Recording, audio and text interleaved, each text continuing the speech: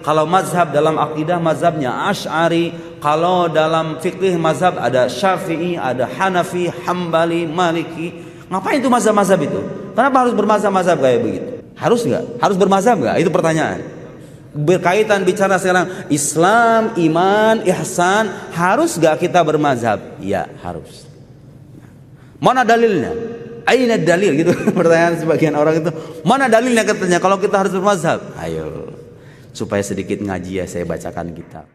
Di antara keistimewaannya, jarang itu ada ulama bisa memadukan antara kedalaman intelektual dengan kedalaman spiritual. Jadi beliau itu boleh dibilang sebagai pemikir, mengkonter pikiran-pikiran yang aneh, yang menyimpang, begitu ya. Tapi dalam saat yang sama, beliau juga punya kitab-kitab yang seperti Syarah Hikam yang menggugah spiritualitas, yang menggugah sisi batiniah. Syekh Said Ramadan Al-Buti. Kita akan mengkaji sedikit petikan dari kitab beliau ya, yang berkaitan dan relevan dengan tema kita sekarang. Saya kemana-mana pakai doa itu Pak. Syekh Said Ramadan Al-Buti, beliau itu menulis kitab Al-Hikam, Syarah Hikam 4 jilid.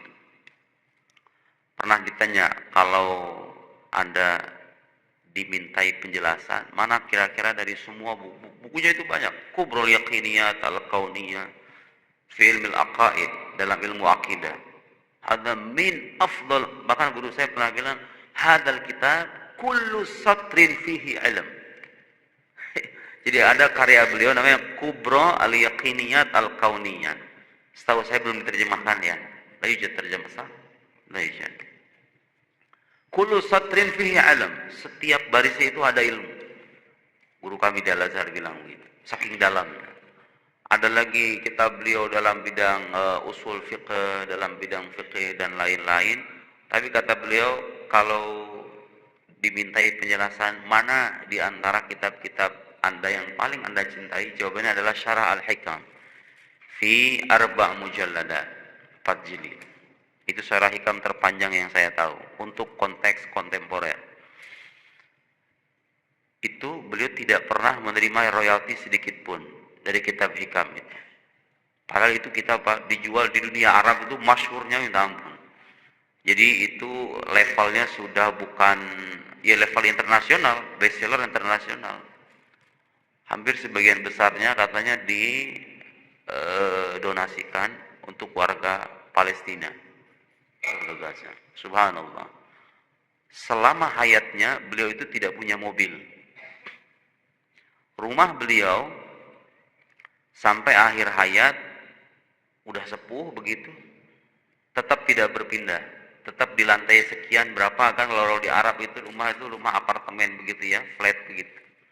Tidak punya mobil, alim zahid. Pernah ditawari sama pemerintah di zamannya, ditawari kendaraan, ditawari uang dan lain-lain. Jawaban beliau apa? La taj'alni 'abdan lil amwal. Jangan jadikan aku sebagai hamba bagi harta. Ditolak itu, mentah-mentah. Dan memang ada orang-orang kayak gitu, Pak. Ada orang-orang yang kalau dikasih duit itu dia nolak. Kalau orang-orang kayak kita, ya jangan kita, saya dikasih uang begitu, mana mungkin ada Pak, ada. Nah, itu relevan dengan tema kita sekarang. Itulah yang disebut dengan ihsan. Orang yang sudah sampai pada maqam ihsan, hatinya bersih, batinnya bening, tidak punya kepentingan duniawi, isi hatinya itu kalau dibelah hanyalah Allah Subhanahu wa Ta'ala saja. Ada orang-orang semacam itu, banyak contohnya. Banyak contohnya, dan kadang-kadang kalau untuk ukuran kita tuh kadang terheran-heran Pak, emang ada ya? Orang gak suka dengan uang itu emang ada ya? Bukan gak suka dengan uang. Ada Zuyina linnasi hubbus syahawati minan nisa wal banin wal qanatiril muqantarati minadh dhahabi wal fiddati wal khailil musawwamati wal an'ami wal harth. Dijadikan indah bagi pandangan manusia itu hubbus syahwat, cinta terhadap hal-hal yang diinginkan. Minan nisa, perempuan. Bapak kalau ditawari kawin lagi sebenarnya mau kan? Normalnya kita ini kalau ditawari perempuan, kita suka kan sebetulnya. Ini jomblo-jomblo ini kalau disuruh kawin pasti mereka semangat mau. Memang fitrah manusia, fitrah manusia. Minan nisa wal bani la khalas ana aktafi bi zawjah wahidah faqat. Ana aktafi zawjah wahidah. Kalau bagi saya cukup satu istri aja. Minan nisa dan itu sunnah Nabi, Pak. Sunnah Nabi. Monogami itu sunnah Nabi.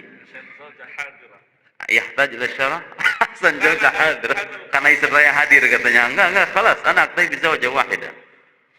Minan nisa wal banin, anak, fitrah manusia cinta dengan anak keturunan. Wal qanatiril muqantara, harta yang berlimpah. Punya kita itu kecenderungan. Wal khairil musawwamah, kuda. Kalau zaman dulu kuda, sekarang di mobil, ya Pajero, Fortuner, kemudian Lambo, macam-macam lah. Wal khairil musawwamah wal an'am, binatang ternak, wal harth tanaman.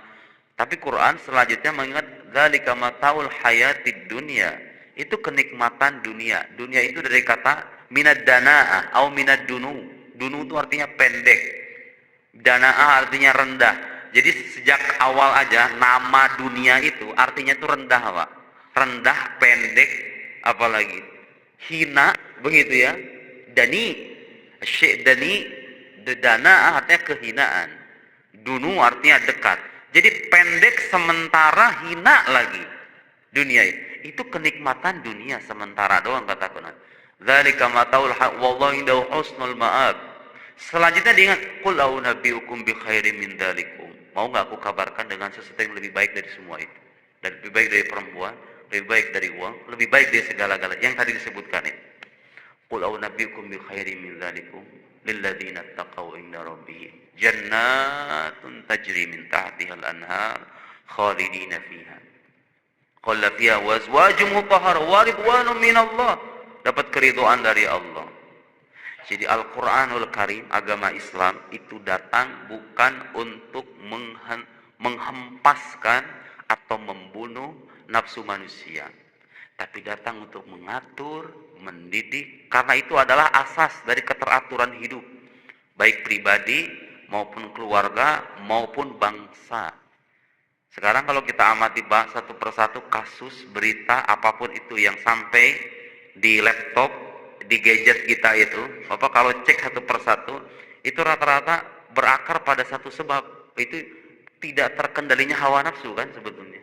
Kalau muncul berita korupsi, yaitu orang-orang serakah, orang-orang tamak yang tidak merasakan kepuasan batin, tidak menghayati agama. Agama itu hanya berhenti pada syariat, sholat, jalan, tapi tidak dibingkai dengan akhlak, akidah. Kalau ditanya Anda percaya Tuhan, percaya Tuhan. Anda mengaku sebagai hamba Tuhan, percaya sebagai hamba Tuhan, tapi tidak mengejawantahkan keyakinan itu. Sementara agama Islam ini, mari sekarang kita akan masuk ke dalam tema ya. Itu sebagai pengantar bahwa apa yang dihendaki oleh agama itu maslahat bagi kehidupan kita. Terutama agama ini membimbing sisi batin yang merupakan asas dari kebahagiaan hidup dan keteraturan hidup sebetulnya.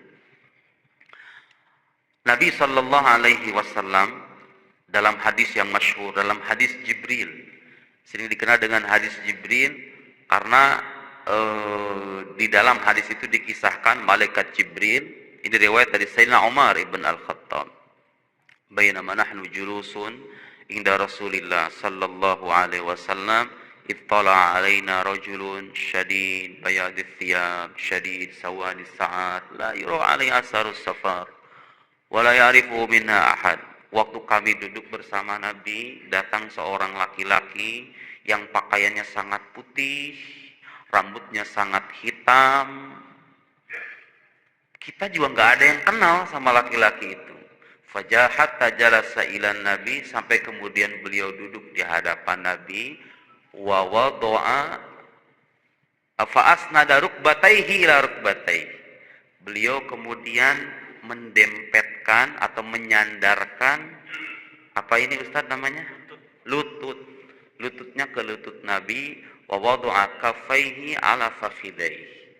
Kemudian kedua tangannya diletakkan di apa namanya fakhid. Fakhid itu apa? Hah? Aywa, paha, di tangan di paha. Itu Pak. Kadang sebagai orang nggak sadar itu isyarat apa coba sebetulnya? Itu etika, adab dan tuntunan menuntut ilmu agama tuh begitu. Sejak dulu sampai sekarang, itu malaikat Jibril itu melakukan atau menunjukkan sikap demikian, tujuannya memberikan keteladanan kepada kita ini. Kalau pengen belajar agama tuh caranya begitu, bitalaqi, nerima langsung dari guru. Ini agama Islam ini Pak, untuk kita paham itu harus belajar dari guru, bukan hanya bersandar pada buku. Makanya Bapak kalau lihat orang yang belajar agama dengan bermodalkan majalah, dengan bermodalkan artikel internet, dengan bermodalkan sohaif, lembaran-lembaran, itu biasanya aneh-aneh pikirannya. Ya, sahih ada kalam sahih. Bahkan ada istilah dalam tradisi keilmuan Islam, ada orang-orang yang kita sebut sebagai sohafiyun. Sohafiyun itu orang alladzina yatalaqawun ulumahum minas suhuf. Mereka-mereka yang nerima ilmunya itu dari lembaran buku. Bukan berarti baca buku itu nggak boleh. Nggak, baca buku itu harus. Cuma itu bukan sandaran utama. Bapak kalau lihat ilmu-ilmu keislaman dari mulai tafsir, hadis, fiqh, al-usul, dan semuanya itu ilmu-ilmu keislaman hampir semuanya terwariskan kepada kita itu bitalaqi. Bitalaqi itu artinya guru menyampaikan ke murid, murid menyimak dari guru. Ada kitabnya, ada gurunya, ada manhajnya. Kalau pengen belajar Islam yang benar tuh begitu memang. Makanya sampai sekarang Pak, lembaga-lembaga pendidikan yang berhasil mencetak ulama itu, setahu saya itu pesantren-pesantren. Karena pesantren mengajarkan metode semacam itu, bitalaqi itu. Ada syekh, ada kiai, mengarang kitab, kemudian belajar kitab dari yang berjenjang dari tadi level pemula, menengah sampai muntahi, atau perguruan-perguruan tinggi di Timur Tengah, karena metodenya masih begitu. Metode-metode modern yang yang banyak melibatkan siswa itu untuk aktif secara kepustakaan begitu. Kemudian gurunya nggak jelas, banyak baca. Itu nanti muncul orang-orang yang pintar berkomentar tentang Islam, tapi nggak paham Islam sebetulnya. Dari hadis Jibril kita tahu itu. Oh ternyata belajar agama yang benar tuh begitu. Ya persis kayak begini. Dulu saya begitu. Dulu saya duduk di hadapan para masyayikh kita di Al-Azhar Syarif. Ya tentu gak harus berarti kita berdempetan ya. Bukan berarti harus berdempetan seperti hanya Jibril dengan Sayyidina Rasulullah Sallallahu Alaihi Wasallam. Tapi itu isyarat, begitulah cara belajar agama. Kemudian bertanya laki-laki itu, akhbirni anil Islam, seperti kita tahu. Ini hadis masyhur sebetulnya. Tapi ada beberapa hal-hal tersembunyi yang kadang-kadang dilupakan oleh sebagian orang, termasuk yang tadi itu. Nah, ini pelajaran juga bagi kita yang punya anak. Kalau mau anak kita terhindar dari pikiran-pikiran yang menyimpang, pergaulan yang tidak benar. Dari hadis Jibril ini kita bisa mendapatkan banyak pelajaran. Bagaimana metode mendidik anak, bagaimana memasukkan anak ke dalam lembaga pendidikan yang terpercaya. Begitu. Pak, Ibu, kalau masukin anak ke pondok, sekarang itu banyak. Orang masukin anak ke pondok pertimbangannya fasilitas, ini pondok terkenal, kemudian fasilitasnya mewah. Ada kalam ghair sahih. Yang dilihat pertama, siapa ini gurunya? Gurunya siapa? Belajarnya di mana? Rekam jejaknya seperti apa? Metode pembelajarannya, akidah yang diajarkan, mazhab yang diajarkan apa? Begitu caranya. Subhanallah, lihat. Hanya apa itu Islam? Al-Islam an tashhadu an la ilaha illallah wa anna Muhammadar Rasulullah wa tuqimus shalah, seperti yang kita tahu. Wa anta hujjal bait in istata'a ilaihi sabila, bersyahadat, salat, zakat, puasa, haji.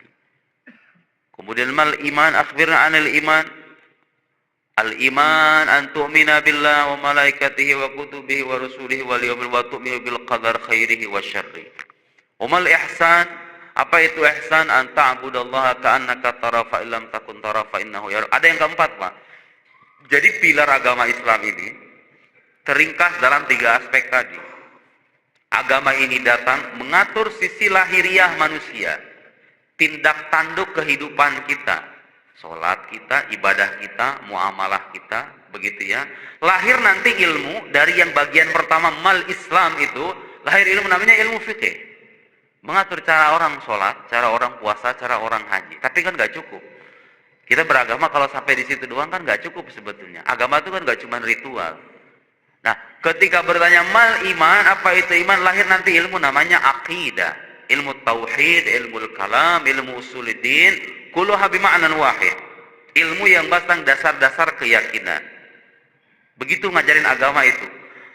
Saya pernah dapat info dari satu masjid, pengajiannya aktif, setiap hari hampir nggak pernah libur. Diadakan penelitian di masjid itu. Setelah diadakan penelitian, ternyata sebagian besar majelis dan ceramahnya itu banyak membahas tentang tasawuf, tentang tafsir, tentang hadis. Terus saya lihat, terus kalau akidah berapa persen Pak persentasenya? Tasawuf itu hampir sekian puluh persen. Hadis, tafsir sekian puluh persen. Akidah itu cuma 5%. Hanya 5% ustadz yang mengajarkan akidah kepada umat. Saat berlimpahnya orang-orang bicara tentang agama ini dengan aspek, memang kan kalau di kota mah lebih suka begitu Pak, orang ceramah agama itu, ceramah-ceramah penyejuk batin gitu ya, yang menggugah spiritualitas. Pikiran akidah itu cuma 5%. Ya Allah, itu kebalik kata saya. Sekolah fikih berapa persen Pak? Sama, dikit. Padahal itu inti ajaran Islam ini kalau mau diringkas, dengan segala dan beragam karya para ulama yang beribu-ribu jilid itu, kalau mau dikerucutkan, itu 3 hal itu. Ilmu yang fardu ain itu Pak, yang thalabul ilmi faridatun ala kulli muslimin, yang benar-benar wajib aini bagi kita itu pertama ilmu fikih. Karena tanpa ilmu ini kita nggak bisa sholat. Sholat mah bisa, cuman untuk menjadikan sholat ini sah atau dia harus ada ilmunya. Makanya ada ungkapan, tidurnya orang berilmu itu lebih baik ketimbang sholatnya orang bodoh. Karena orang bodoh ketika sholat dia nggak pakai ilmu, ujung-ujung nggak terima, nggak sah. Tapi kalau orang berilmu ketika dia tidur, nawaitunya itu udah beda kan, iya kan? Karena dia punya ilmu. Ketika dia tidur dia nawaitunya berbeda, begitu. Jadi ibadah ilmunya. Sementara orang bodoh yang sholat ibadahnya sia-sia. Jadi ilmu fikih itu harusnya jadi prioritas. Kalau kita mengajarkan agama ke anak kita, ke santri kita, ajari ilmu fikih, wajib hukumnya. Yang kedua ilmu akidah. Ilmu akidah. Lahir dari situ kemudian nanti ilmu aqaid, ilmu usuluddin, ilmu kalam. Para ulama kemudian membahas satu persatu itu. Hal-hal yang berkaitan dengan ketuhanan, kenabian, hal-hal gaib. Diperinci dalil-dalilnya. Memang Pak, kalau di zaman Nabi itu nggak ada sebetulnya. Wujud qidam baqa mukhalafal hawadis qiyamuhu binafsi wahadaniyah. Hafalan sifat 20 zaman Nabi nggak ada. Hafalan sifat 20. Tapi akidah itu udah ada gitu loh. Rumusan, maksud saya rumusan. Rumusan bahwa ini namanya dalil hudus. Ini bukti keberadaan Allah namanya dalil hudus. Ini dalil imkan. Kemudian ini dalil bahwa Allah itu punya sifat baqa, punya sifat qidam, mukhalafal hawadis. Versi rumusan yang kita terima sekarang kalau dilacak di zaman Nabi ya emang nggak ada. Tapi bukan berarti Nabi dan sahabat nggak meyakini itu ya. Jadi akidah, bedakan ini nih, bedakan ini. Sering orang nggak salah paham ini. Bedakan antara perumusan terkait suatu ajaran dengan ada atau tidaknya ajaran itu sendiri. Jadi begini, Bapak sekarang kalau belajar fikih dengan bab-bab tertentu dan dalil-dalil tertentu di zaman ini memang nggak ada. Di zaman Nabi nggak ada. Tapi bukan berarti fikih itu nggak dipraktekkan di zaman Nabi.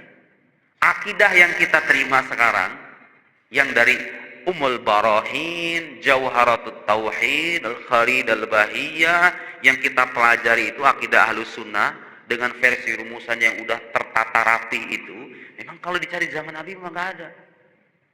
Bapak kalau nyari di Al-Quranul Karim itu sifat 20 misalnya, ya emang nggak ada. Tapi nggak ada secara rumusan, bukan berarti nggak ada secara wujudnya.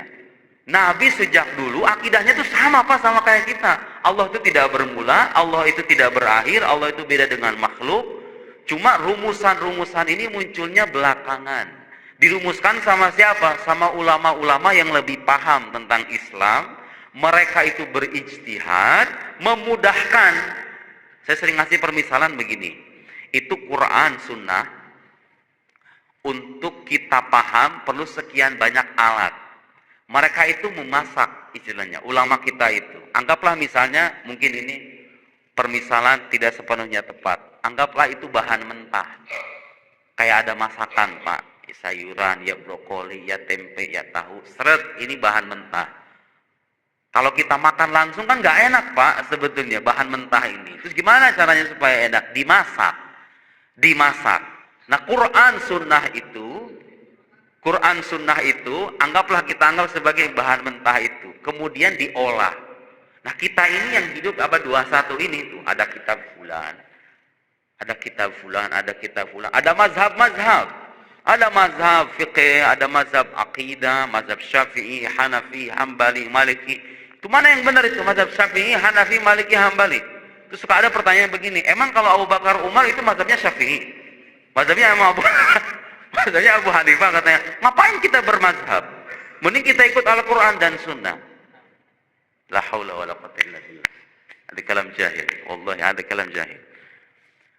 Jadi mazhab itu perumusannya di belakang. Tapi bukan berarti ajarannya nggak ada di zaman Nabi. Jadi jangan punya bayangan bahwa ini Imam Syafi'i ini bawa agama baru. Imam Abul Hasan Al-Asy'ari bawa agama baru namanya mazhab Asy'ari. Imam Abu Mansur Al-Maturidi bawa mazhab baru namanya mazhab Maturidi. Enggak, mereka itu melanjutkan, meneruskan ajaran para pendahulu kita. Udah ada ajarannya mah udah ada dari dulu, udah ada. Cuma rumusannya dimunculkan belakangan. Kan dua hal yang berbeda. Bukan berarti kalau sesuatu dirumuskan belakangan tidak ada di zaman masa lampau kan? Ada di zaman masa lampau, perumusannya datang belakangan. Oh, kenapa begitu? Ya karena tuntutan zaman. Apa kalau lihat perdebatan-perdebatan di zaman sahabat tuh nggak ada, Pak, perdebatan apakah Allah itu menghendaki keburukan atau dia hanya menghendaki kebaikan saja. Perdebatan panjang tuh di antara para ulama. Kalau misalnya Allah itu berkuasa, apakah Allah berkuasa dengan sifat kuasa atau berkuasa dengan dirinya? Itu perdebatan di zaman sahabat nggak ada. Sahabat Nabi itu sibuk berdakwah Islam. Ketika berdakwah pun mereka langsung diperangi. Mereka sibuk berjihad. Gak sibuk untuk merumuskan kaidah-kaidah itu. Itu muncul belakangan ilmu-ilmu itu. Ilmu fiqih mengatur tata cara kita berislam. Ilmu akidah mengatur keyakinan. Nah, sampai pada dua titik itu kita sudah bicara tentang hal-hal pokok dalam Islam. Tapi kalau misalnya tidak dibungkus dengan hal yang ketiga, agama itu nggak ada rasanya, Pak. Jadi kurang terasa berdampak. Sekarang ini kan orang-orang di hadapan kita ini Muslim ini, kita sudah menjalankan Islam. Kalau haji mungkin nggak semua orang ya. Ini memang kita sholat ya Pak hari. Kita meyakini dasar-dasar keyakinan. Allah itu ada, dia tidak bermula, tidak berakhir, berbeda dengan makhluk, dia esa, maha kuasa, maha berkehendak dan lain-lain. Ibarat bangunan ini Pak, saya tadi datang dari luar, kemudian melihat, Masya Allah, tampilan masjid ini indah sekali. Itu kalau seandainya masjid ini terlihat dengan tampilan yang tidak elok, itu kan kadang-kadang mempengaruhi daya tarik orang, ya kan? Itu orang beragama tuh begitu. Ada orang sholatnya Masya Allah, ditanya dasar-dasar keyakinan, mantap, meyakini semua dasar-dasar akidah yang diajarkan dalam agama Islam, tapi tidak terekspresikan apa yang dia jalankan itu dengan akhlak. Nah, akhlak ini sebagai bungkus dari keduanya. Bermasjid itu ibarat tampilan luar. Kalau ditanya mana yang inti dari semua ini? Mana yang inti dari semua ini? Yang inti dari semua ini adalah yang kedua, al-iman, akidah. Makanya dalam akidah nggak boleh bertaklid, Pak. Kalau dalam yang pertama dalam masalah Islam, sholat kita, puasa, semuanya taklid semua itu. Semuanya taklid semua itu. Kita kalau misalnya pergi ke negara lain, ada orang sholat dengan sedikit ada perbedaan. Karena mereka mengikuti mazhab yang berbeda. Mazhab Malik misalnya, tangannya begini. Kita tangannya begini. Ketika baca Al-Fatihah, kalau kita Bismillahirrahmanirrahim, ada sebagian saudara-saudara kita yang ketika baca Al-Fatihah, Alhamdulillahirabbil alamin, tanpa membaca basmalah, atau membaca tapi di sir secara diam-diam. Jadi dalam urusan berislam kita diminta untuk bertaklid, tapi dalam urusan iman gak boleh bertaklid. Mamnu. Labud likulli muslim. Semua muslim wajib mempelajari dasar-dasar akidah. Dan wajib kita mengajarkan ke anak kita sebetulnya, kewajiban orang tua. Setelah itu baru kita bicara keikhlasan, bicara ketabahan, bicara kesabaran, tawakal. Saya masih ingat cerita guru saya dulu di Maroko. Waktu di Maroko itu katanya ada ada seorang ulama diminta sama jemaahnya, sama masyarakat setempat untuk tolonglah ajari kami gimana caranya menjadi hamba yang ikhlas, hamba yang tabah, yang tawakal, yang pasrah. Hal itu kan tema-tema tasawuf itu ya, tema-tema akhlak. Beliau itu datang ke mereka bukan yang ngajarin begituan. Memupuk keikhlasan, rasa tawakal, rasa qanaah. Alih-alih mengajarkan ilmu akhlak atau ilmu tasawuf begitu.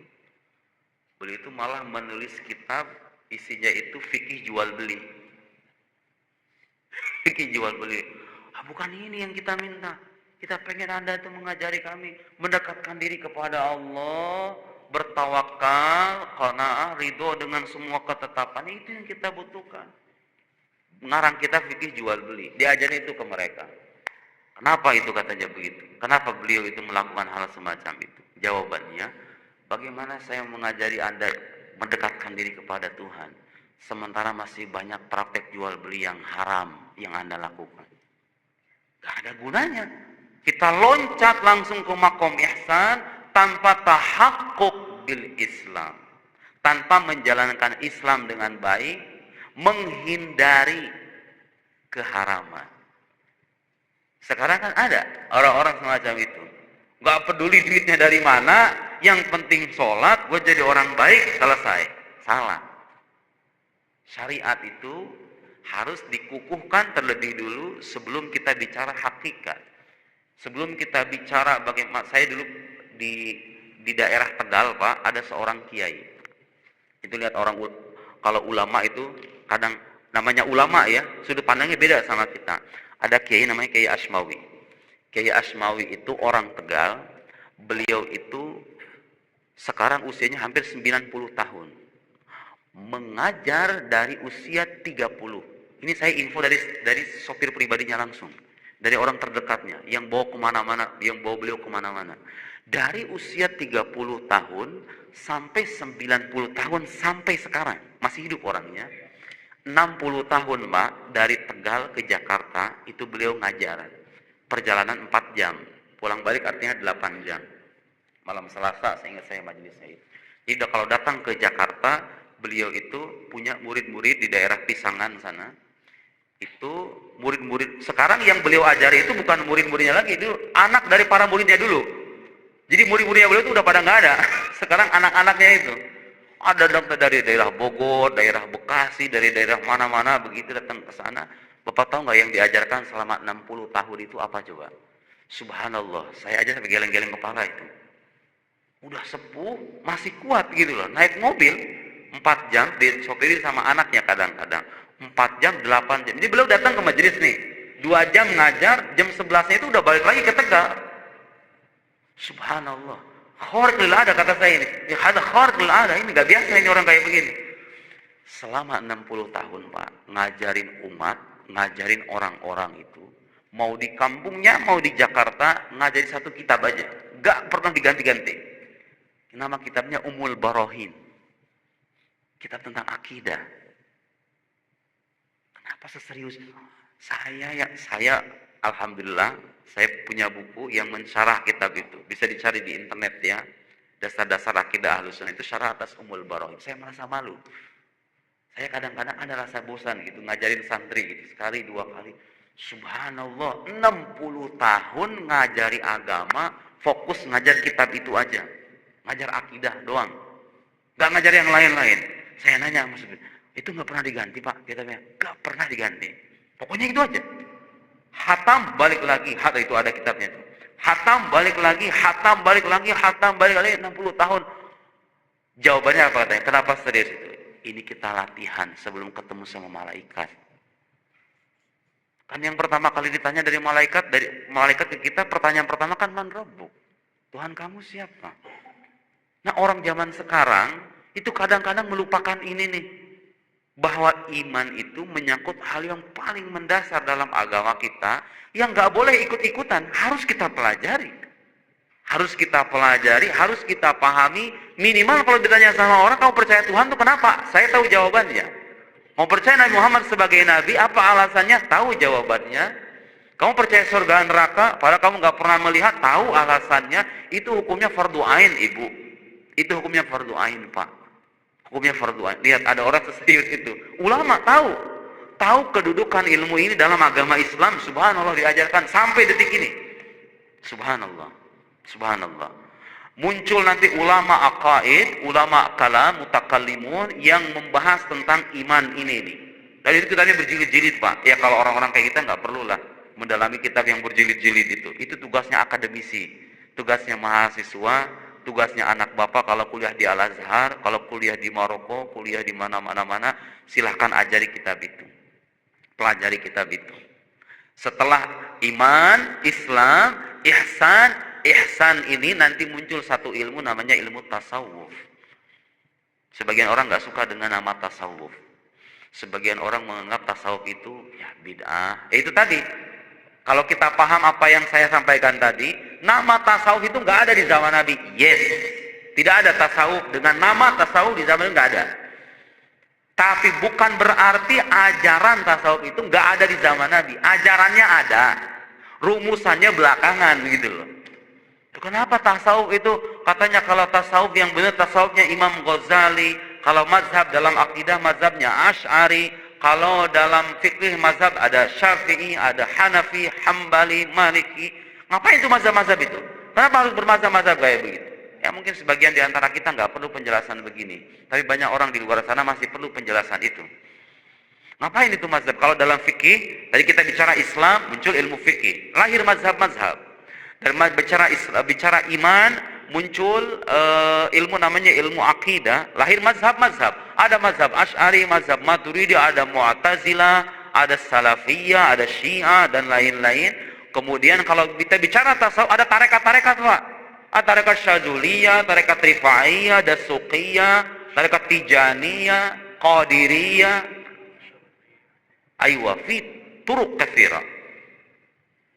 Mazhab-mazhab baik dalam fikih, mazhab dalam akidah, tarekat-tarekat dan tasawuf itu adalah ijtihad para ulama-ulama kita, ijtihad para ulama muslim dulu untuk memudahkan agama ini kepada generasi kita sekarang ini. Jadi kita ini kalau ngikutin mazhab Syafi'i, kita ngikutin Al-Quran dan Sunnah Nabi melalui orang yang pemahamannya lebih mendalam dan lebih terpercaya ketimbang kita. Kalau saya bermazhab atau bertarekat, tarekat Syadzuli misalnya. Ngomong-ngomong Imam Syadzuli itu nggak punya karangan, nggak punya mu'allaf, nggak punya kitab. Beliau pernah ditanya, beliau itu seorang tokoh besar, Imam Syadzuli, Imam Abul Hasan Asy-Syadzuli atau Asy-Syadzili, makamnya di Mesir ada, Pak, di Humaitaro. Itu perjalanan dari Kairo sekitar 16 jam begitu ya. Saya pernah ziarah ke sana itu. Tidak ada kehidupan dulunya. Beliau itu minta kepada Allah supaya diwafatkan di tempat yang tidak pernah terjadi maksiat. Imam Abul Hasan Asy-Syadzuli itu minta kepada Allah diwafatkan di tempat yang tidak pernah terjadi maksiat, dan Allah kabulkan permintaannya. Dalam perjalanan menuju haji bersama para pengikutnya, beliau berjalan daerah Humaitaro, itu tempat gak ada kehidupan dulunya. Jadi kita kalau ke sana, kita melewati gunung-gunung bebatuan khas Arab itu, gak ada kehidupan sama sekali. Baru ketika muncul di pojok itu, sampai ke makam beliau, baru ada kehidupan di sana. Lihatlah seorang wali, dalam keadaan hidup mereka dibutuhkan manusia, dalam keadaan mati mereka lebih dibutuhkan lagi. Gara-gara dulunya tanah mati, gara-gara ada makam beliau jadi ada kehidupan terpencil.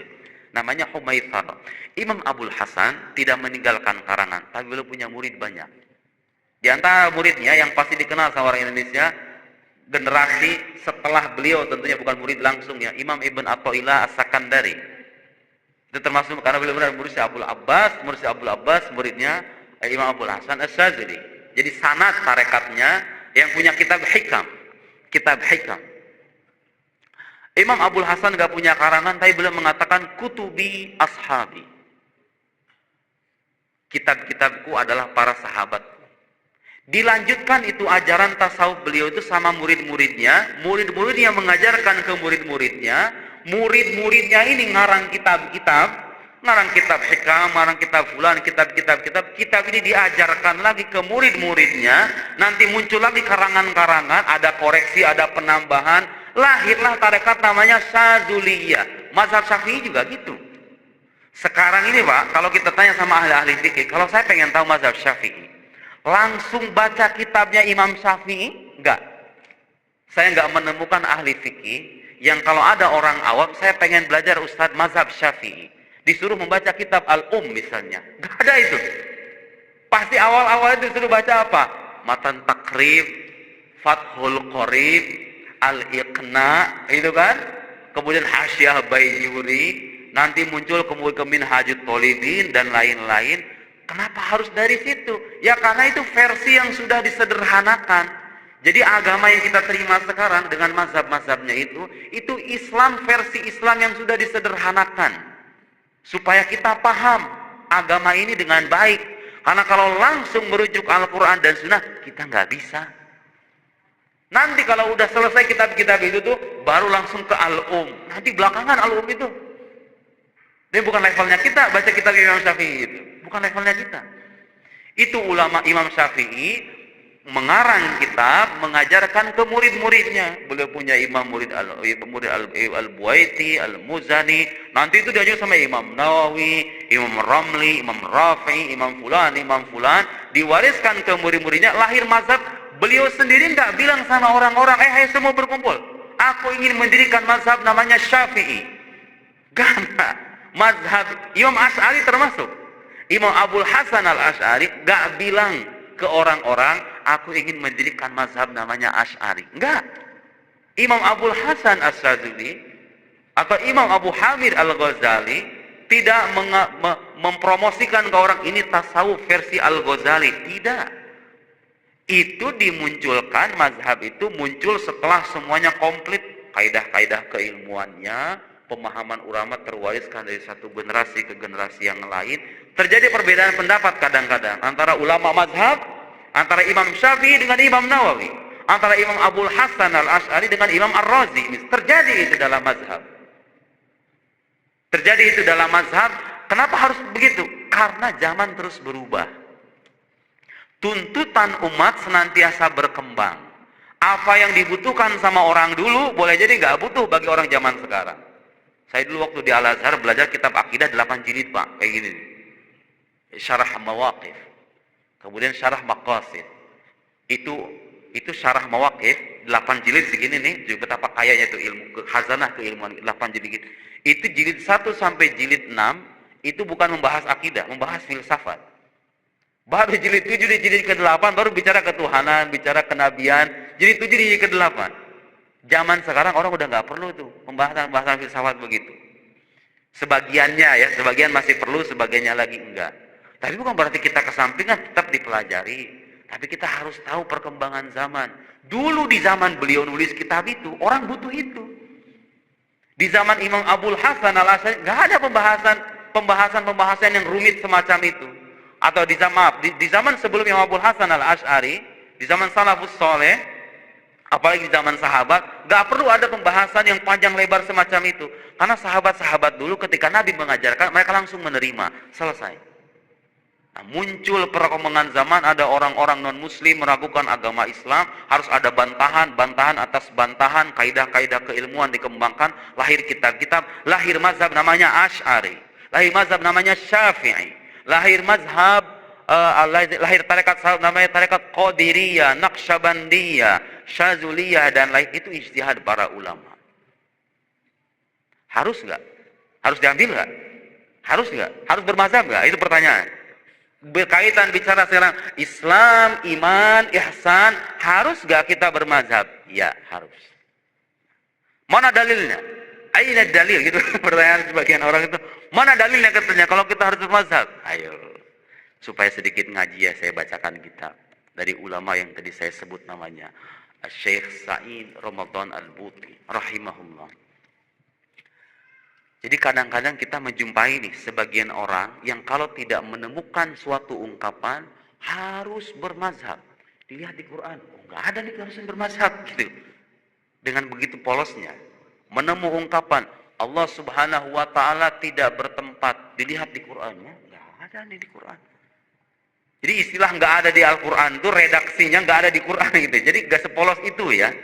Jadi perintah bermazhab, redaksi alaikum an tatamadhabu bima nabis yang nggak ada di Quran.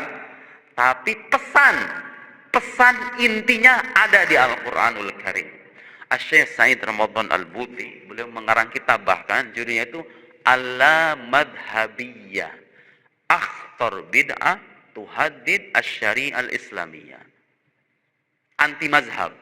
Jadi beliau itu sikap sebagian golongan yang anti mazhab itu adalah bid'ah.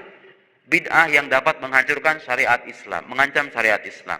Di antara dalil atau landasan kita harus bermazhab dari Al-Quran, Allah Subhanahu wa Ta'ala berfirman dalam Al-Quran, fas'alu ahla dzikr in kuntum la ta'lamun.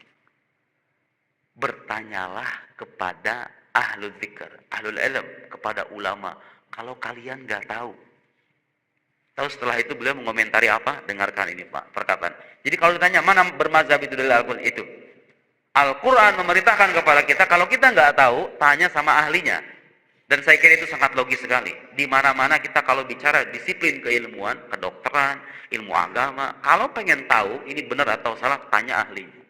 Nah, bermazhab itu, bermazhab Asy'ari, bermazhab Syafi'i, bermazhab tasawuf Al-Ghazali, Asy-Syadzili dan lain-lain, itu bagian dari bertanya kepada ahlinya, karena kita itu nggak ahli. Kadang-kadang bukan cuma nggak ahli, ada orang punya keahlian tapi nggak punya kesempatan, sibuk, nggak cukup belajar agama itu setahun 2 tahun masalahnya. Nah, karena kita sibuk, nggak punya kesempatan, apalagi nggak punya keahlian, ikuti sama yang ahli. Dari Al-Quran, kata beliau, ajma'al ulama, para ulama sepakat semuanya, ala annal ayah, bahwa ayat yang tadi kita sebut, amrun liman la ya'lamul hukam, wala darilahu bittiba'i man ya'lam dalik. Semua ulama sepakat bahwa ayat itu adalah perintah agar kita bagi orang yang tidak tahu dalil agama, seperti orang awam kayak kita ini, perintah supaya mengikuti yang tahu. Siapa yang tahu? Ya ulama itu. Imam Syafi'i, Imam Abu Hanifah, Imam Malik, Imam Ahmad, dan imam-imamnya. Sebenarnya mazhab itu banyak Pak, nggak cuma 4 doang. Mazhab fikih itu banyak. Kalau nggak bisa dikatakan ratusan mazhab-mazhab itu. Kenapa harus 4 itu? Karena yang 4 ini, mereka punya murid-muridnya punya perhatian untuk menyebarluaskan ajaran gurunya. Lahir kitab-kitab. Imam Abul Hasan misalnya nggak mengarang kitab, tapi murid-muridnya ngarang kitab. Jadi ajaran beliau itu terwariskan oleh murid-muridnya. Terus mazhab yang Imam Auza'i misalnya, itu juga ada mazhab. Imam Laits ibn Sa'ad. Sebenarnya imam itu punya mazhab-mazhab, cuman itu nggak bertahan. Nggak bertahan karena banyak faktor. Di antaranya yaitu tadi murid-muridnya terputus, kemudian sanad keilmuannya dalam arti tidak dilanjutkan. Sementara mazhab-mazhab yang 4, kalau dalam akidah mazhab Asy'ari, lahir ulama-ulama besar itu, Imam Abu Hamid Al-Ghazali, Fakhruddin Ar-Razi, Syahrastani, Al-Amidi. Ngarang kita berjilid-jilid sampai ke kita sekarang. Di Indonesia orang nggak bikin bahasa Arab, udah banyak terjemahannya. Kalau dilurut ke atas itu sampai kita itu ke Imam Abul Hasan Al-Asy'ari. Imam Abul Hasan Al-Asy'ari melanjutkan ajaran salafus soleh. Salafus soleh nerimanya dari mana akidah itu? Dari Nabi Shallallahu Alaihi Wasallam. Nabi nerimanya dari siapa? Dari malaikat Jibril. Malaikat Jibril nerimanya dari siapa? Dari Allah Subhanahu Wa Taala. Itu agama kita. Jelas asal usulnya agama Islam itu. Jadi bermazhab dengan mazhab, kalau dalam akidah itu nggak bisa kita itu membenarkan semua mazhab. Kalau dalam fikih, selama mazhab itu mu'tabar, Pak, selama ada landasannya, selama mazhab itu mu'tabar dalam arti dianggap oleh para ulama. Kalau ditanya mana yang benar, Maliki, Hanafi, Syafi'i atau Hambali, semuanya benar. Semuanya benar. Menyangkut masalah fikih, ulama itu seringkali berbeda pendapat dan semuanya benar. Karena fikih berkaitan dengan masalah furu, masalah cabang. Bukan masalah yang begitu serius gitu loh. Bukan begitu serius artinya kalau orang itu salah nggak sampai kufur. Nah, kalau dalam mazhab akidah pilihannya dua, imam benar atau sesat. Yang sesat ini nggak selamanya kafir ya. Yang sesat ini nggak selamanya kafir. Tapi al-haqqu wahid. Yang benar itu satu dalam akidah. Setelah diteliti Pak oleh para ulama dari generasi ke generasi, ajaran akidah Islam yang terbebas dari bid'ah-bid'ah yang menyimpang, ya, bid'ah yang menyimpang, syubhat-syubhat yang sesat, itu ada dua mazhab, namanya mazhab Asy'ari, mazhab Maturidi, dan orang-orang yang mengikuti keduanya. Sebenarnya nggak harus pakai nama Asy'ari. Kalau Anda paham, kalau Anda bisa gitu ya, berijtihad sendiri nggak harus. Tapi berhubung kita nggak tahu, oh ini hasil masakan, dua tanda petik, masakan ulama yang sampai ke kita itu. Nah, kita ikuti itu.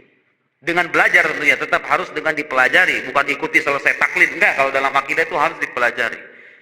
Jadi kalau ditanya Ahlus Sunnah wal Jamaah, kemudian dirumuskan Asy'ariyah Maturidiyah, itu karena sudah diteliti oleh para ulama, kitab-kitabnya, ajarannya, oh ternyata sampai pada kesimpulan, ini nih, mazhab yang benar nih, yang sesuai dengan ajaran Nabi dan Salafus Saleh, Asy'ariyah Maturidiyah. Oh kenapa harus pakai Asy'ariyah Maturidiyah? Penisbatan itu dinisbatkan ke orang yang punya jasa besar dalam mempertahankan ajaran Nabi Muhammad sallallahu alaihi wasallam dan para sahabatnya. Bukan berarti keduanya bikin agama baru, bukan mazhab tandingan, bukan agama tandingan. Keduanya itu punya jasa besar, membantah pikiran yang menyimpang, merumuskan kaidah-kaidah, memperkaya dalil, mengembangkan keilmuan dalam bidang keilmuan ini, begitu ya, aspek keilmuan dalam ilmu akidah ini dinisbatkan ke mereka. Imam Syafi'i juga begitu. Imam Abul Hasan Syadzili juga begitu, Imam Al-Ghazali juga begitu. Kenapa suka ada muncul tasawuf Ghazali? Bukan berarti Imam Ghazali itu bikin tasawuf tandingan. Tasawuf itu intinya sama, semuanya berujung pada maqam ihsan.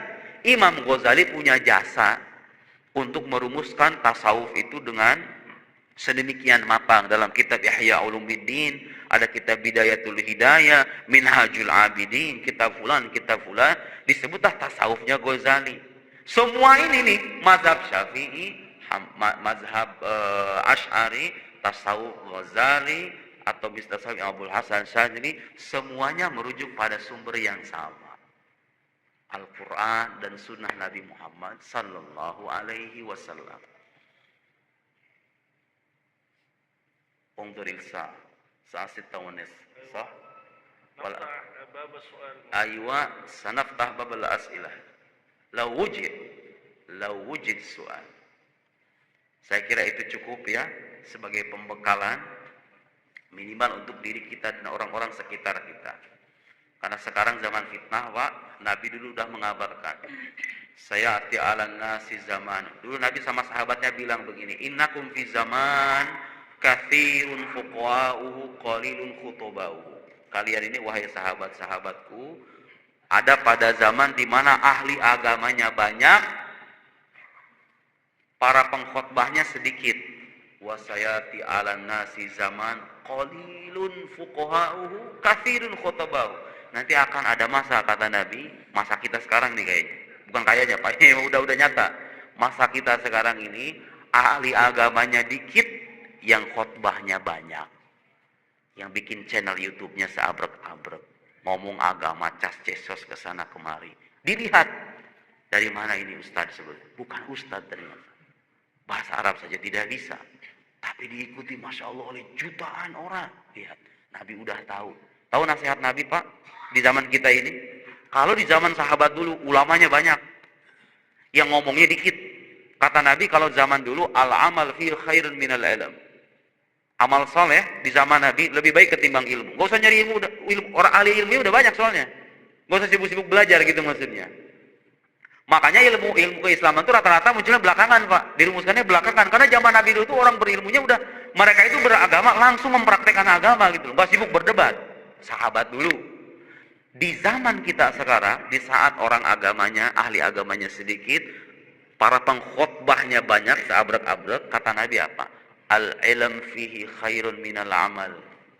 Ilmu lebih baik ketimbang amal saleh. Jadi bapak duduk di tempat begini, ketimbang berzikir tasbih subhanallah 1000 kali, qul huwallahu ahad 100 kali, ketimbang begitu, lebih baik beginian. Karena itu bekal kita dalam beragama. Untuk membentengi diri kita dari aliran-aliran yang aneh, yang menyimpang di luar sana. Baik untuk diri kita maupun orang-orang sekitar kita.